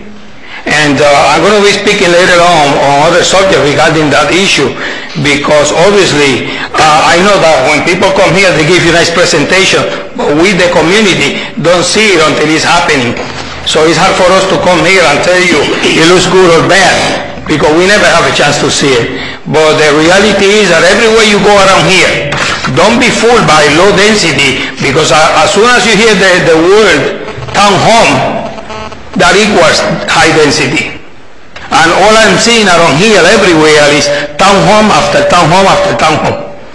Be careful when you're approving this kind of development, because it is going to affect. Maybe you don't want to see it now, but a couple of years from now you're going to see the effect, and it will be real bad. Because I come from big cities where this has happened, and it has created a big problem. I mean, gridlock everywhere, and other things that are going on that I will mention later. But in reality, we need to be careful about that, and we want these developers to be clear as to right on exactly what is it that they're doing, so that we as the community don't be surprised when they start building. Thank you.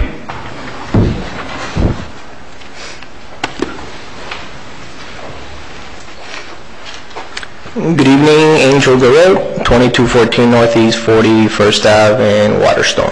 Just a quick comment. I think that the last thing really that the city needs is more housing. I mean, a quick study, last time I brought you a report, and Homestead leads the county in unoccupied properties. I did a quick report this morning for your benefit, and in 33033 and 33035, there's over 1,000 empty homes just in the MLS. That excludes for sale by owners, that includes the developer properties. So while yes, it's great, fantastic, we've been bringing rooftops, but we're bringing empty rooftops. And I think once the commercial aspect starts getting wind of that, that may create a problem. They're seeing plenty of homes, but when they're not unoccupied, the businesses are going to have to have problems. Not only that, but I've done some studies in some of the communities that have already been occupied for a couple of years, and we have about a 10 to 15% for sale ratio. That's people that have moved to Homestead, want to live here, but have found something that they don't like. I don't know what it is, but they're leaving. So not only do we have unoccupied homes, we got 10 to 15% of the people that wanted to live here wanting to get out. I mean, I see a problem, on the way. Absolutely. And I don't want to be one of those that, wants to leave, and I think you guys want to make a great city, but just bending to every request that a developer makes, I don't think that necessarily is the right way to go. When the developers buy the property, I think they should just buy the property zoned for what it's for. If you want medium density, just buy medium density. What they're doing is they're buying a property, getting it rezoned, and in the process, you guys are making them a ton of money. It'd be nice if they give you 50% of that for the city, but they buy a low density at low density price. They come here, they give you a song and a dance and a story. You change it to medium density, you just made them X amount of money. I'm not a developer, I have no idea. So basically, I don't think that we need any more homes in Homestead. And also, we did get a negative vote from P&Z, and I think we ought to, respect P&Z's decision. The last thing we need now is to start having P&Z say one thing and the council say another, and take away their voice from their committee. That's it. Any other public comments? Any other public comments? If not, I'll close the public hearing. Any final comments from council? Mayor, I have a question. Yeah. When the planning and zoning saw this item, did they see both of the items together? Because if I just saw this one item, I would have voted no. Ms. Gardner, this is one of the few times that staff and P&Z have not seen eye to eye.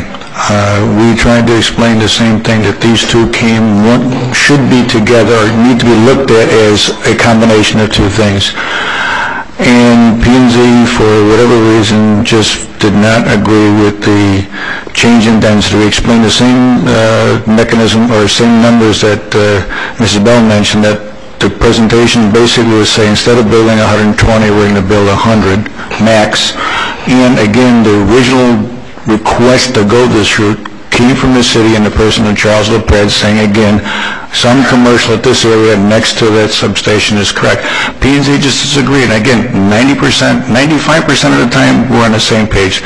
This one we're not, and the applicant asked, can they go essentially for the appeal process, which is basically to two of you, or to council, and go from there in terms of the second one, two being that for practical purposes, things are almost joined at the hip in the sense that, for practical purposes, if you deny the first one, the applicant's going to pull the second one because they feel the whole thing is to get their 100 units instead of 120 and to provide some commercial. And they really do feel that that commercial is something that we've requested and something that they feel should be there as well. So they're trying to meet us better than halfway at this point. Councilman Bell? Thank you. Thank you, Mr. Chandra, as well. I agree with that. And one of the things I want to point out to the gentleman who spoke is I totally understand what you're saying, but approving this is the lower density option, not the higher density option. So I want you to understand this here. Oh, no, I do my math very well. It's the lower density option. So this is the smarter option when you're referring to density. And besides, they did commercial at our request. They could very much put homes. And Mr. Grote, I really respect what you have to say, but you can't just tell any person, a developer, who's purchased 10 acres or 20 acres that it's zoned, sorry, you can't put any more houses there. They've got the zoning in place. They have the ability in place already to do it, unless we want to find ourselves in court all the time. But the thing is, we have instituted moratoriums. We've done code cleanup. There's so many things that we're doing in the city right now to tighten up on so many of these issues that you referred to. So I really do understand what you're saying, but I want you to understand I'm going to vote for this, and I'm voting for this as the smarter option and the lower density, wiser thing to do. So I hope you understand that. Thank you. Thank you, Councilwoman. And I respect everything that my fellow council people have said, but right now we have two pieces of property that have low density on them. So they're asking to change to commercial. They're asking to change to medium. Right now we have low density. Right. So unless you let that happen, we have the low density right now. Am I correct in that, or am I? You have the low density, but because you have it for six units to acre times 10 acres gives you 60 units. You get the other one the same thing. So if they built everything at low density. But at the same time, you add the commercial component on that, and I know what'll be in there. It'll be a little strip center, and it'll be an in and out U-totem, or not nothing against U-totem, but a little convenience store, and there'll be so much traffic. So I'm looking at it, and like I said, I respect everything we're saying here, but I'm looking at it in a different way. So I just want to know, I just want you to realize how I'm looking at it, and with all due respect. Thank you. Roll call, Madam Clerk. Councilman Hodge? Yes. Vice Mayor Losner? Believe it or not, yes. Councilwoman Waldman? No. Councilwoman Bell? Yes. Councilwoman Garner? Yes. Mayor Warren? Yes. Motion carries. Thank you.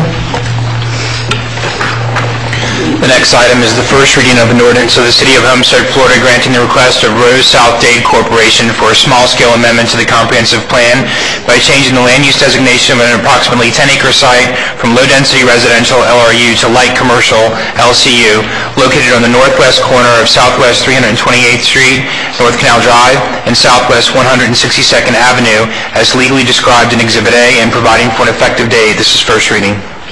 I'll move it, Mayor. Second. Thank you. We have a motion by Councilwoman Bell, seconded by Councilman Hodge. The applicant? No additional presentation by the applicant. Any initial comments from council? Mr. Waldman?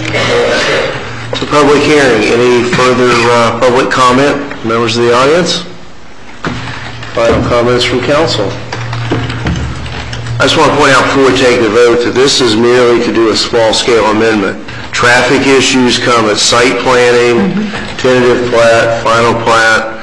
There are many, many points at which council, the adjoining neighborhoods, and the public can join in the micromanaging of the design of this project. You know, the road work and, you know, maybe right-hand turns only. Exits from the commercial component of this are very important and are not foreclosed here tonight. Madam Clerk, roll call vote.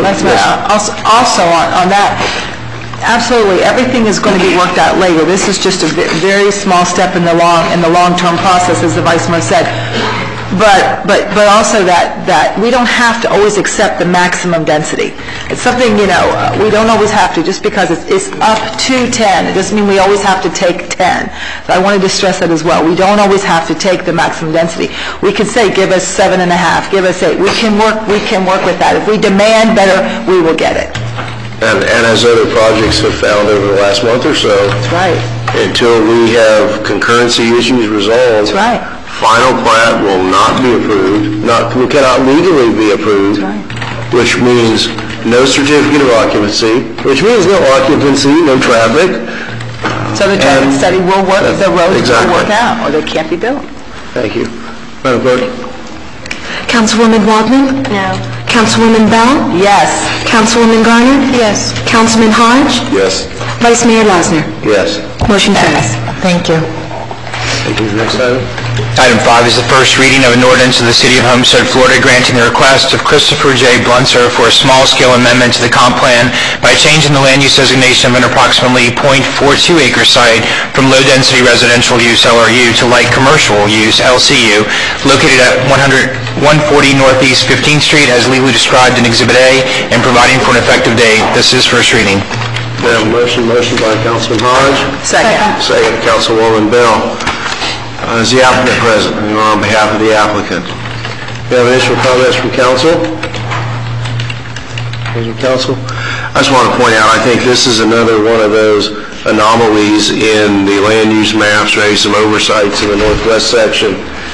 It's just inconceivable to me that this is, you know, it sits on a corner and everything in that block is already master planned, as I recall, for light commercial, and certainly is in conformity with how Northeast 15th Street within the city limits, between Crum Avenue and the eastern city limits there, are evolving. Do we have any final comments from council? Madam Clerk, roll call vote. Councilwoman Bell? Yes. Councilwoman Garner? Yes. Councilman Hodge? Yes. Councilwoman Waldman? Yes. Vice Mayor Lasner? Yes. Motion carries. And the next item, 6. This is the first reading of an ordinance of the City of Homestead, Florida, granting the request of Portobello Estates, LLC, for a small-scale amendment to the comprehensive plan by changing the land use designation of an approximately 9-acre site from low-density residential use LRU to medium-density residential use MRU, located along the south side of Southwest 320th Street, Maui Drive, east of Southwest 162nd Avenue, and southeast of the Florida Turnpike, as legally described in Exhibit A, and providing for an effective date. First reading. Okay.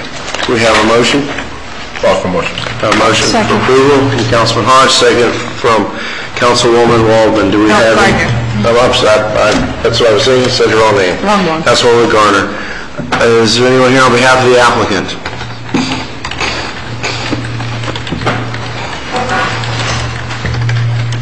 Good evening, Steve Shiver, 47 North Crum Avenue.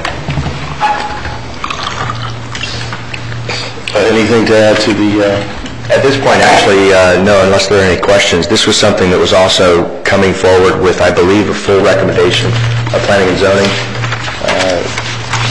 4-2.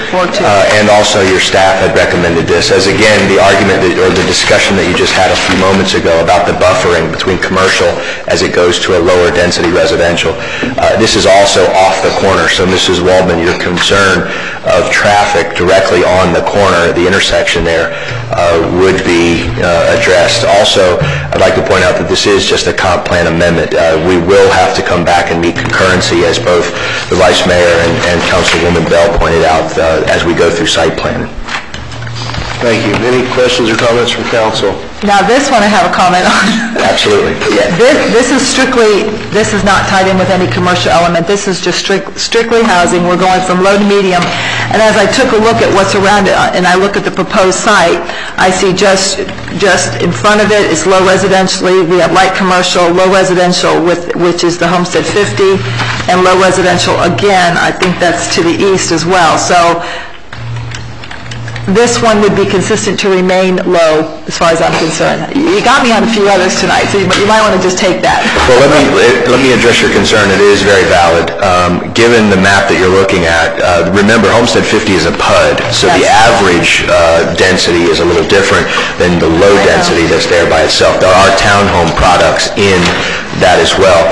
Also, you have the urban design professional that we met with a couple times. This was his recommendation, again, because of the buffer. If you'll remember, the church location right on 162 is commercial. So it's, again, a natural transition as it goes from a commercial use on a more heavily traveled corridor to a low, medium density use, and then into the Homestead 50 PUD, which has the average of both townhouses and single family. So it fits quite well. And again, your urban designer recommended it, your staff recommended it, and this is something that, again, Mrs. Bell would have to come back before you as we do the site planning to address your concerns that may exist after that. Thank you. Thank you, Mr. Schreiber. Anything further from council? It's a public hearing. Are there any further comments from the audience? Further comments from the audience? Close the public hearing and ask for final questions or comments from council. Mr. Grote.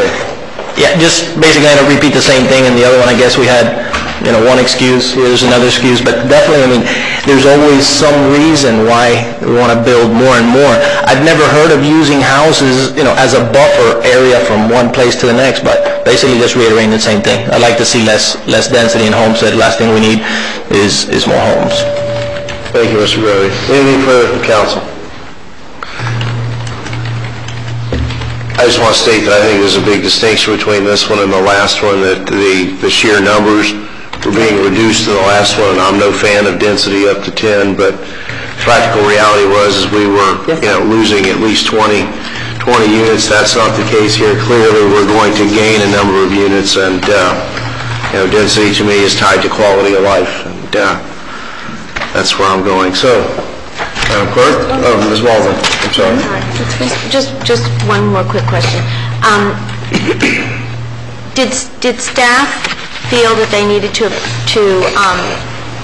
recommend this because of the components surrounding this area, the residential components?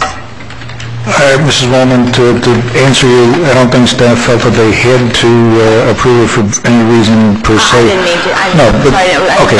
But basically, the reason that Mr. Schreiber mentioned was essentially the reason that Alfredo Sanchez, as the urban designer, felt that it would be a good buffer between the Homestead 50 product, which some of it is a townhouse, and to the west, which is a light commercial. And again, the feeling is that the buffer between would be a higher density. It was a 4-2 vote, so obviously everybody didn't think that way. Staff, from a purely planning standpoint, feels that it's a good item, but obviously it's up to the five of you. Mr. Shelley was absent. Okay, thank you. Thank you, Ms. Waldman. All right, Madam Clerk, roll call, please. Councilwoman Waldman? Yes. Councilwoman Bell? No. Councilwoman Garner? Yes. Councilman Hodge? Yes. Vice Mayor Rosner? No. And the Motion carries. Thank you, Madam Clerk. We deferred item number 7. Item 8.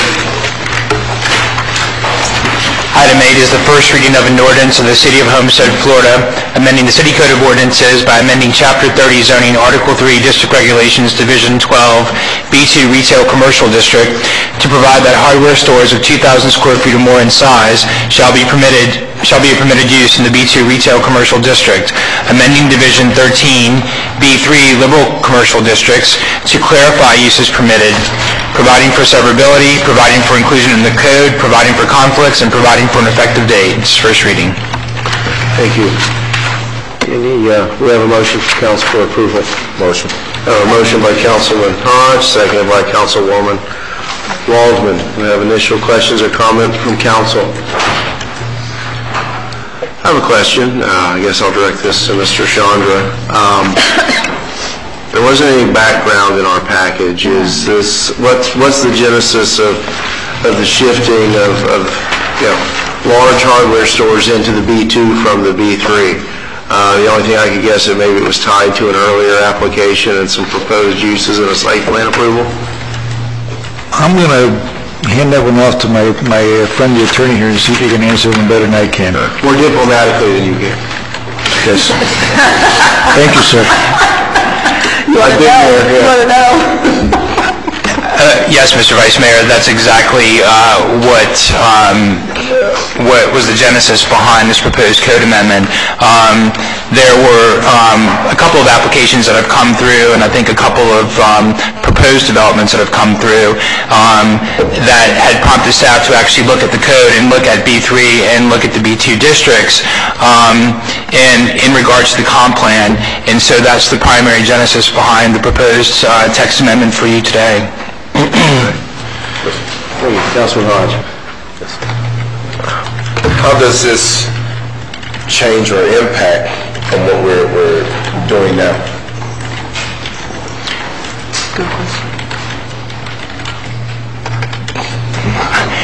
I'll take that. Really, when you look at the B2 zoning district and you look at light commercial, which is light commercial is a future land use, and the zoning districts that are implemented by light commercial include B2 and some uses in B3. It's really that fine line. Looking at the zoning map that you have and the proposed B2 uses and utilizing that commercial space on your commercial corridors, it seems and it appears to be a perfect fit, and it should be a permitted use listed in your B2. If you look at the whole laundry list of B2 uses, this is something that's not out of character. It's completely in character with those uses listed in B2.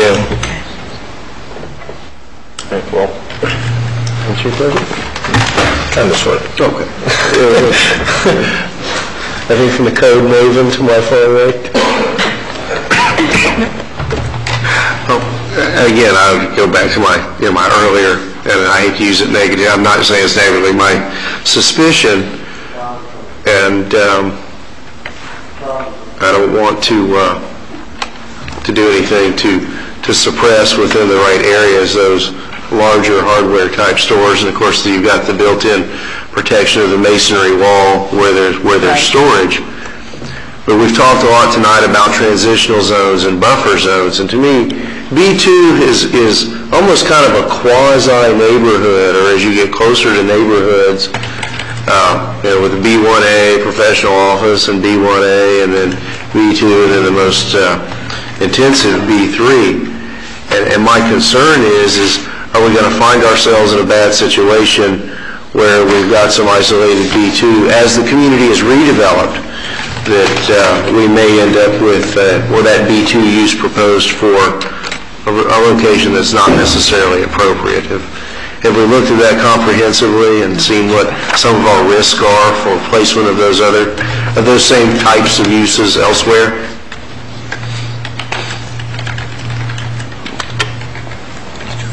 Mr. Shahada. Mr. Losner, you asked very good questions. I didn't think it was that hard. We have good answers back to you. What I recommend, if this is a first reading, if you His first, and I want that on second, yes. We will get to the answers by the second lady. Thank you, Mike. Ms. Bell? Also, in the future, something that's this important, I would appreciate some background information in our packet ahead of time so we can study this issue. Thank you. Mr. Shaw, maybe with the second reading, you can just include a list of what's in B1A, the most strict, what's in B1, what's in B2, and what's in B3, so they can see that B3 is like mechanics and garages and things like that, and a hardware store may fit in B2 a little better, just so we can have specific examples of what we do have in the code. Well, my concern was more of a traffic intensity of that large-scale hardware-type store would be a traffic intensity that may not be appropriate too. But we'll look at that and make those adjustments. All right, we have a motion and a second for approval on first reading. And roll call vote, Madam Clerk. Councilwoman Garner? Yes. Councilman Hodge? Yes. Councilwoman Waldman? Councilwoman Bell? Yes. Vice Mayor Losner? Yes. Motion carries. Okay, that concludes the ordinance portion of the agenda. Public comments. Anyone like in the audience wish to speak on virtually any subject? And I'll remind you that the clerk has our digital clock, and on your mark, get set, go. Just a real quick one. Your name and address. Angel Garreau, 2214 Northeast 41st Ave, and that is my residential address. Steve Shiver's given his business address. I don't even know if he lives in Homestead, but that's another subject. Just a quick note on the website, when you pull down the agenda, it used to be in a PDF format where you can just pull it down, you can just download it, and then it's easier to review. Now it's on the Laserfish on that other website, and it links to a website, and you got to see it on that website. You can't download it. What happens is it makes it much slower to review. I mean, to really review the whole agenda, which is like 400 pages, it's almost virtually impossible. So just for the benefit of the people that, the two people that probably look at that, it was nicer. It was just more convenient in the other format. It could be PDF down and just review it and print it. The printing is a lot easier. You can print page 1 through 7 all in one shot in the other format. Now you got to print each page at a time, so it's kind of I think it's a step backwards if it could be considered. Those things we need to know, and I don't think our IT guy is here, but I know that we have a lot of staff that will pass on those concerns, and we'll see if we can resolve it. Excuse me, Vice Mayor, may I respond? In reference to that, what we did, if you notice next to it, there's an icon, a PDF icon, that you could click on that and it'll turn into PDF. The reason why we changed that status is that, so that way you get the agenda the minute that it's done. It's supposed to make it quicker accessibility. I tried it. I didn't click the PDF, just create PDF, but it might create it, but I don't know where. I couldn't download it. Yeah, it should do it automatically. Try it. If you have PDF Adobe on your computer, it should pull it up right automatically. I'm pretty computer literate, but I'll send you an email. If you can try it tomorrow, just send me an email if it works for you. Okay. Let us know. Thank you. Any further public comment? Might you please give us again, I know you've introduced yourself, but give us your name. Reverend Wilfredo Rivera. I live at 1511 Northeast 11th Street. Thank you for giving me again the opportunity, honorable members of the council and community. And I was just here to give you a few reminders of some of the things that I see that are going on, and I really wondered who's minding the store. There's a street that was started to be widened between 10th Street and Campbell Street on 15th Avenue. I wonder what happened there. They came, they moved the light post, and suddenly it stopped, and I keep asking people questions, and nobody knows the answer. Second, isn't that street that we were talking before the same Canal Street that goes by BJ's? Yes. Yes? Do you all know that stop sign that was there, that was replaced by the lights? The four stop signs would have done a better job than the lights, because whoever gave you the planning for that, they really took you. Because if you're making a left turn on any of the streets and somebody else is keeping straight, forget it. They have to wait if every side is turning left. So really, a four-stop way sign would have done a lot better than the light, because if whoever gave you the planning for that forgot about setting up a left lane. That's two. Second, I was talking to some people in the community, and I know one of the members was going to be here, but the Portofino area, and I'm not speaking on their behalf. I'm just speaking because I just happened to be driving there one day to visit one of the residents. Have anybody driven by the school there at pick-up time? I mean, what's happening here with your planning? Don't they know that when you build a street next to a main street, you're going to have gridlock every time people come to pick up their children? That's three. I really feel that when developers come here, the council, as a responsible representative or servants of this community, has the responsibility to make sure that everything they do is for the true benefit of our community. Because in reality, I know and I understand your point of view here. You see a lot of revenue coming, because the more housing, the more taxes, more revenue for the city. But remember, the more revenue you have, the more public services that you have to provide to. So sometimes we have to wonder if the end result really is worth it, because you're going to continue increasing the traffic pattern here, which is looking so bad. The overcrowding, I'm glad to hear earlier that there is some attention being paid to the school system, but in reality we need more schools down here in the South Day, and especially in Homestead.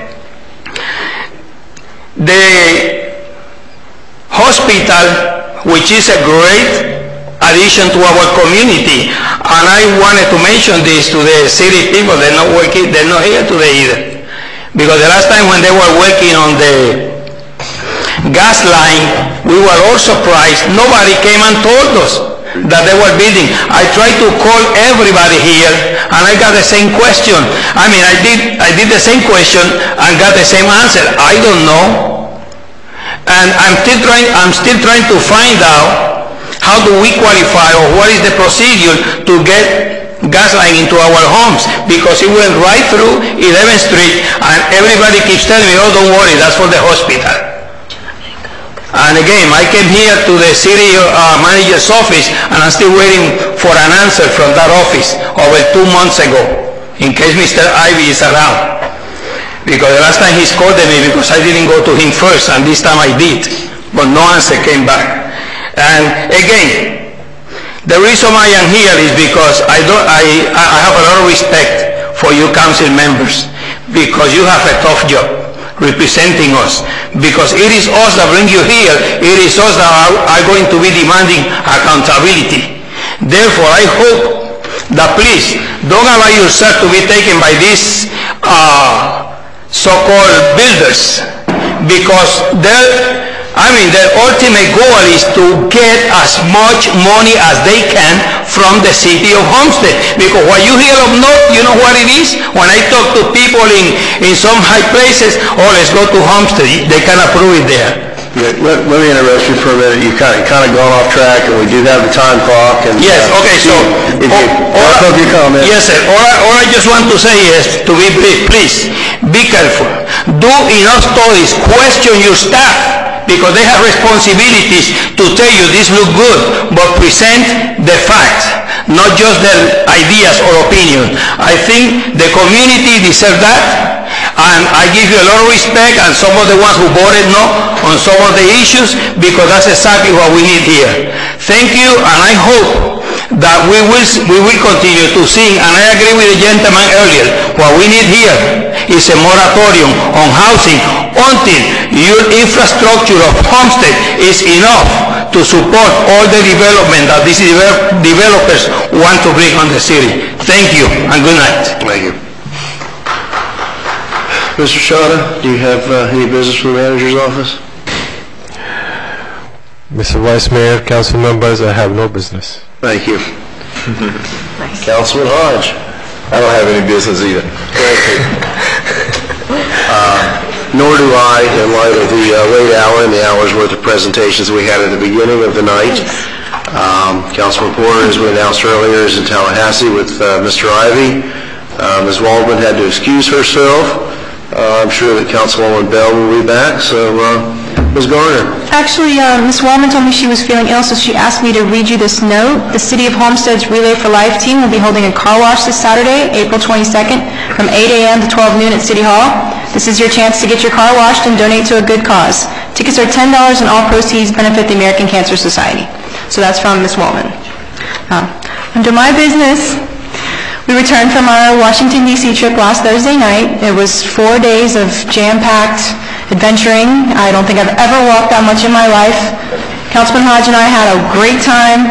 A lot of people I need to thank, but I'd like to defer it to next council meeting and actually do a presentation so you can see everything that we did, because it was wonderful. Two other items. Mr. Shahada, can you give me an update on a timeline for our light at Kingman and Campbell? The situation just seems to be escalating, and that's the main concern I hear from my residents. Actually, I got an update from Holy Brea, who unfortunately couldn't be with us tonight. But the project was awarded to a contractor. They're locating the utilities now, but the time frame they're telling us is within 2 months. Within 2 months? That's correct. I hope I can hold you to that. Since not completely under my control, all what I can tell you is an update. Well, I'll just keep harassing you. That just means we'll start the next school year with the traffic light there. Okay, and lastly, sorry to end on a sad note, but I just wanted to send my condolences. I just heard that Miss Jean McCauley passed away. I actually met her when I was in middle school. She was at Redland Middle School. She was one of the, she worked in the main office, and I got to know her then, but actually I serve on the Homestead Center for the Arts Board, and that's how I heard. And I just want to send condolences to the McCauley family, and she will be greatly missed. Thank you. He was gone. Ms. Bell? Thank you. We've all been brief. That's your problem. I have the gavel. I have a very strong opinion. I attended this swearing-in ceremony this afternoon for two of our newest and finest, two of our police officers, and that was a privilege to attend. Also, I wanted to compliment the Kiwanians for a beautiful prayer breakfast last Friday on Good Friday. It was wonderful. It was very, very well attended. The Vice Mayor was there. I saw him. Also, following that, I went over to attend the Special Olympics torch lighting and run, and those kids are just great. And my sister-in-law was a Special Olympian, so that's very near and dear to my heart. Also, I went and presented a proclamation to the Civitan organization on their 50th anniversary as a service organization, and they were very, very pleased to receive a proclamation from the City of Homestead. Also, I wanted to compliment the cinema on a great grand opening celebration at Flagship. Great time, great ribbon cutting, everything just went very, very well. Also, this month, the Coast Guard hosted the Military Affairs Committee luncheon for the community, and it was wonderful. They did a great job and showed us all the Coast Guard toys, if you will. Also, it was already mentioned that I attended the breakfast at Miami-Dade College with Dr. Jacobs and Dr. Padron, and I look for good things from this community for Miami-Dade College. And that is it. Brief enough for you? Wonderful. Just right. All right, now that we have a quorum again, on the mayor's item is the appointment of an additional member to the Charter Review Board. We have a motion. Do we have a motion for approval? I have a motion by Mr. Hodge, a second by Councilwoman Garner. All in favor of the appointment of, that would be a reappointment. Mr. Marcus served with me on that committee 5 years ago. That was very instrumental in that board. All in favor? Aye. Aye. Any opposed? Any further from council? Does anybody want to stick their head out and see if the mayor wants to come in, or we'll just adjourn if he's still available? Okay, never mind. Well then, thank you all for coming tonight. Meeting adjourned.